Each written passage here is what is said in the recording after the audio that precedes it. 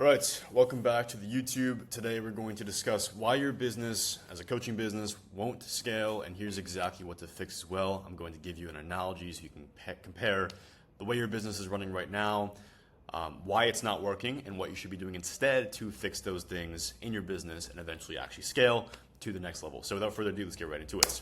Part one is what I like to call the scaling trap. Okay, so you're probably doing at this current point 10, maybe 30K, maybe 40K per month, and you have some clients and things seem to be working. So naturally you think, well, it's time to scale what's working.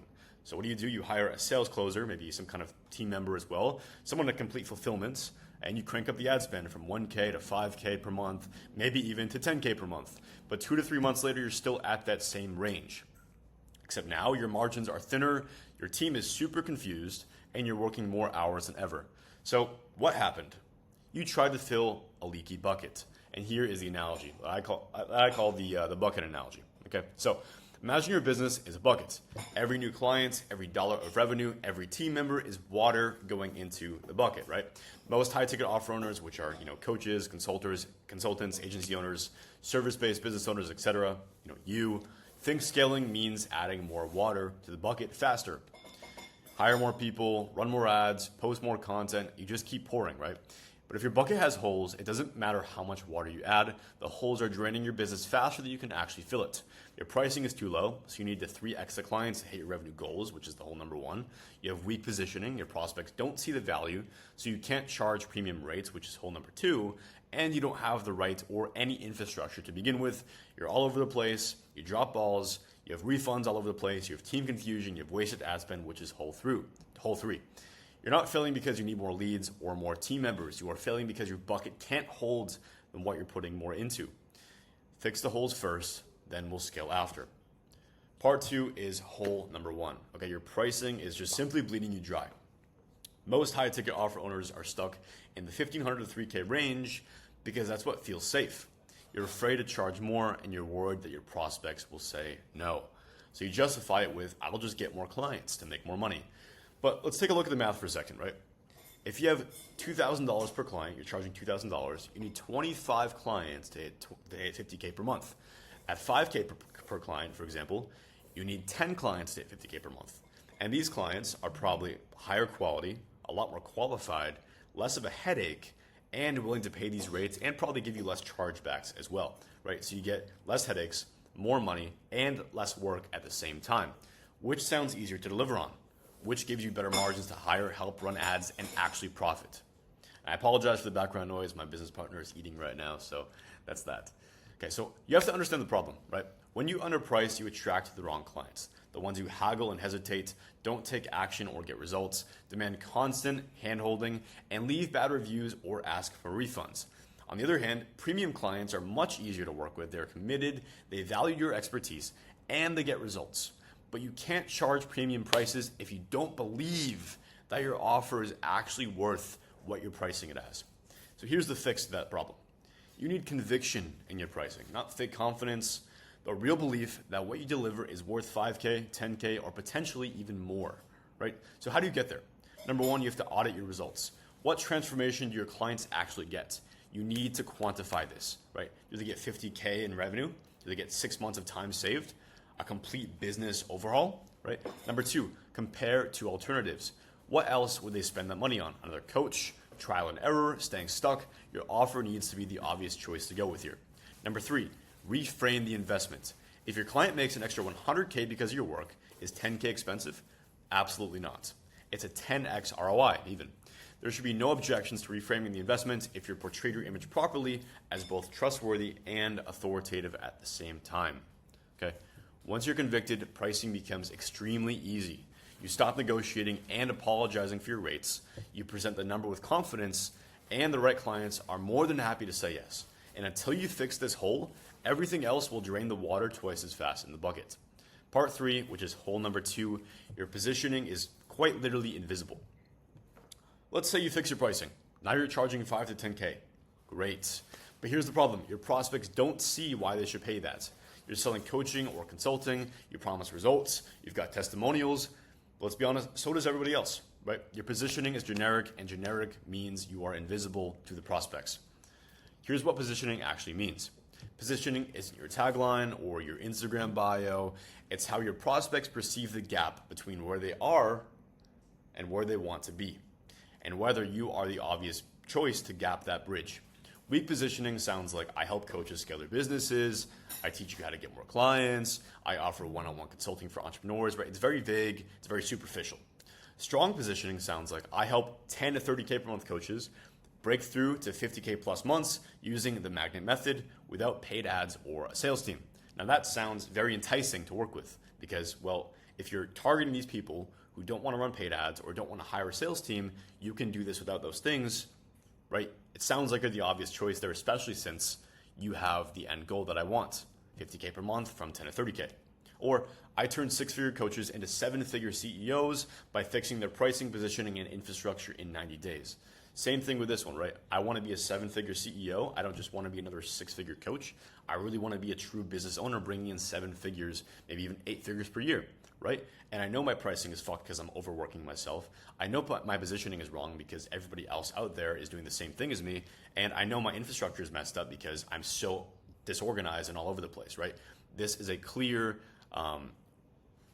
targeting towards your specific ICP, right? Do you see the difference? The second version tells your ICP exactly who you serve, what problem you solve, and what makes you different. Your positioning needs to have a hyper-specific outcome. So here's the fix. To reframe your positioning, you need to answer 3 key questions. Number 1, who exactly do I serve? Not entrepreneurs or coaches. You need to get specific. What revenue are they at? What industry are they in? What industry are they in? What is their biggest frustration? You need to know them better than they know themselves. They need to feel like you're stalking their life, but please don't actually do this. Number 2, what is the transformation that I provide? Not more clients or just better marketing, right? That's very vague and superficial. What is the actual outcome they really want? Time freedom, location freedom, revenue, authority status, and why? Like, why do they want those things? You have to figure that out as well. Number 3, what makes my method unique? You are not the only person who can help these people. Why should they choose you over anybody else? What is your framework, your process, and your unfair advantage? Once you nail this, your messaging becomes magnetic. You're no longer another coach. What you are is the only option for your ideal client. This then becomes synonymous with being soulmates for that prospect, right? For one another in some sense, if you think about it that way. Without this, even perfect pricing will not save you and your business. No one pays premium for average. Number 4, which is hole number 3, your infrastructure is just shit, right? It's doo-doo. Okay, so you fixed your pricing, you sharpen your positioning, and prospects are even saying yes to pricing at 5K or maybe even more. Okay, now you hire a closer, you bring on a VA, you scale ad spend, and then you're still deep in the shit, right? Leads slip through the cracks because there is no CRM system in place. Your closer doesn't know how to position the offer because there is no sales training. Clients are confused because onboarding is different every single time. You're personally handling fulfillment, sales follow-ups, and content because no one else knows the process. If you even are doing those things, ad spend goes up, but conversions tank because your funnel is just fucked, right? This is the infrastructure hole, and it will kill your business faster than anything else. And here's what infrastructure actually means, okay? Infrastructure means the systems, processes, and organization that let your business hold more water. It is not sexy shit, and it's definitely not a hack for your business, but it is the real difference between a 30K per month business that runs on your back doing everything and a 100K per month business that runs completely without you with most margins. What real infrastructure looks like is the following, okay? Number 1 is having a bunch of SOPs. This is an SOP, for example, this lead magnet I'm going over in this video, right? Every repeatable task in your business should have a documented process. How do you onboard a client? How do you run a sales call? How do you fulfill your service? If it's only in your head, your business can't scale. Number 2, automations. A lead comes in, the CRM tags them, right? The sequence maybe nurtures them, they book a call, they get the confirmation email, the reminder email. This should happen without you even touching anything because you should be focused solely on being the overhead of your business, not on the day-to-day things that you can simply automate and do for you automatically, right? You can make all this happen very easily with automation connected softwares such as NAN or even just Zapier, for example, right? And you can, if you have access to this document right now, you can access it in the link in the description or DM me on Instagram, the keyword, which I'll link soon. You can also get this lead magnet there too, okay? If you want help in setting up these automations into your business, please book a call with my team or I, and we will be more than happy to do that for you. Number 3, Training and delegation. If you hire somebody and they still need to ask you 10 questions or more a day, you didn't hire help. It's just one more responsibility that you have to manage. The whole point to hire somebody is to take a load off your shoulders in exchange for giving them some money, right? And if you're spending more time actually telling them what to do, you're just wasting time and you're wasting money at the same time. So, well, it's a waste of your time and money, right? Proper training means they know what to do exactly without you. Number 4, upsells, downsells, and cross-sells. Sell all over the place, okay? If someone says no to your 10K offer, do you have a 3K option or a 2K option? If someone finishes up your program, do you have a 15K continuation for one-on-one help or some other kind of high-ticket service? Do you have a low-ticket option that builds trust with your skeptical prospects so they can jump the low-ticket ascension, right? This is also very important. Number 5, organization and accountability. Your team needs to know what is expected, when it's due, and how success is measured, and it needs to be extremely organized in the process of doing this. You need to stick with this organization as well, be very consistent with it, or else your business is going to get all over the place. When you say you're going to do something and you have something being done, stick to that. Or tell people in advance, your team, for example, that you're changing up the date or the time to go over this thing or do this call. Just don't have your business be all over the place. Be very organized and have full accountability in yourself and in the day-to-day stuff that goes on in your business, especially if you're only bringing in 5 or 6 figures per month and you're not a 8-9 figure business owner, right? And as I just said, you need weekly meetings, clear KPIs being tracked, project management tools, and more. And you probably should have weekly meetings with each of your team members directly as well. Without this, you're paying people to guess what exactly is going on in the business. So here's the fix. You don't need to build all this overnight. Okay, I know it's very overwhelming. I've just gone over a bunch and there's still a lot more to go, but you do need to start now. Step 1 is to document your core processes. Pick your top 3 repetitive tasks, such as sales calls, maybe your calendar is super filled up, onboarding these prospects, content creation. Record yourself doing them, turn that into a Loom, and then eventually a written doc or a presentation even. Step 2, automate the super obvious stuff. The email sequences, the lead tagging, the appointment reminders, etc. I've just gone over all of this stuff. If it's repetitive and it doesn't require human judgment, just automate the process, okay? Step 3, build leverage into your offers. Can you add a group component? Can you add a course? Can you add a downsell or a cross-sell? Don't just have one 10K or a 5K offer. You need to build an entire ecosystem that all of your leads can thrive in to kind of jump around in many different parts. If you don't need more leads, why should you try to get more leads, right? You have a bunch of people probably in your business already who are at the very least interested in working with you. So you should be able to have different kinds of tiers that you can offer them so they can extend to different levels or cross-sell at a certain level after they completed that current level you're offering them. Okay, number 4, measure everything. And I mean everything. You need to become data obsessed. If you want to have a 7-figure, an 8-figure, a 9-figure business, now I don't have an 8-figure or a 9-figure business, but if I did, I would still follow this theology, right? You need to act and present and do the day-to-day things that these kind of businesses would do. You can't have an 8 or a 9-figure business if you're acting like a 5-figure business, okay? This goes for everything. So you have to measure and many things else as well. But for example, your show rate, your close rate, your fulfillment completion rates, your ROAS on your advertisements, your Google and your Meta ones, right? Do you even know these things? Do you know all the other metrics or KPIs that there is out there, right? Cost per click, like CPM. There's tons of different things you could have. You have to know all of these things to have an optimized business to fix exactly what the problems can be to actually scale that ad spend or those KPIs at a certain level down the road. If you don't track it, you don't know what is going on or actually how to fix that problem if there is a problem in the first place. Without the proper infrastructure, every new client makes your business more fragile. With it, every new client makes you stronger. Part 5, stop pouring water into a broken bucket. Most high-ticket offer owners are stuck because they are fixing the wrong problem. As I've said previously, but I'm just going to reiterate here, right?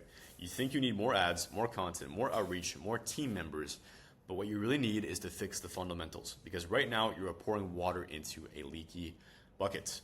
Low pricing means you need 3x the clients to hit your goals and burn out trying. You have weak positioning, prospects ghost you or they say, I'll think about it. And you probably don't even, follow up with these warm leads in the first place. And as we just went over, you have no infrastructure or it's probably shit, right? You're all over the place, you have confusion, and you have a bunch of wasted money on every new hire or ad dollar being spent. You need to patch the holes first and then start trying to fill the bucket again once those holes have some fucking Flex Seal tape on them, right? So here is what I recommend being the right order of operations to go about this process.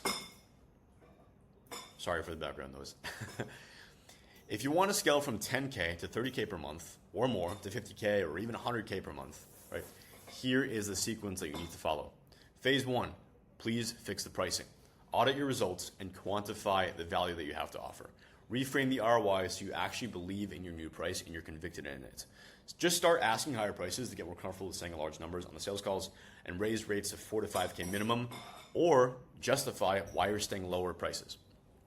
Phase 2, sharpen your positioning. Define your ICP with extremely surgical position, okay? And if you need help getting this ICP dialed in, I have a whole document that my team and I go over with all of our prospects to help get their ICP dialed in, because a lot of the times their ICP is the problem. They're not targeting the right kind of people with the right offer that they have. So you need to sharpen the positioning. And if you need help getting this dialed, book a call to work with us. Craft a unique mechanism or framework. Rewrite all of your messaging to attract premium positioning. And then phase 3 is actually building that infrastructure. Okay, document your top 3 processes and more eventually. Automate lead follow-up and flow. Create upsell, downsell, and cross-sell offers. Set up tracking and accountability systems. Background noise, I apologize again. Phase 4, then you can actually scale these things, okay? Then you can hire the right people and train them properly and efficiently.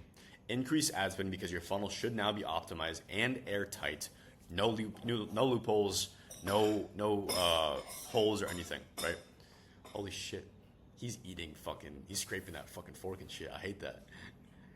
Eat slower. Eat fucking less noisier. I'm recording the video. What can I do? Okay, back to it, right?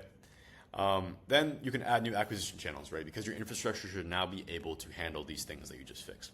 Please trust me and do it in this order. You are most likely wasting your time if you do it in any other kind of order, especially if you just try to scale without fixing the main 3 things that I've been telling you to in this entire video.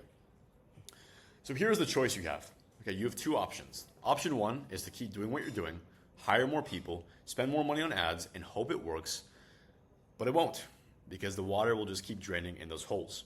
And then option 2 is pause, look, seal the holes, and create a business worth holding actually more water. I didn't read that right. And create a worthy, and that's a typo, create a worthy business that actually holds the water. Then scale after that. One path leads to burnout and frustration. Holy shit. The other leads to 50K, 100K, and beyond, with margins, a lot more freedom, right? Time freedom, location freedom, and a business that works with less focused time on your end.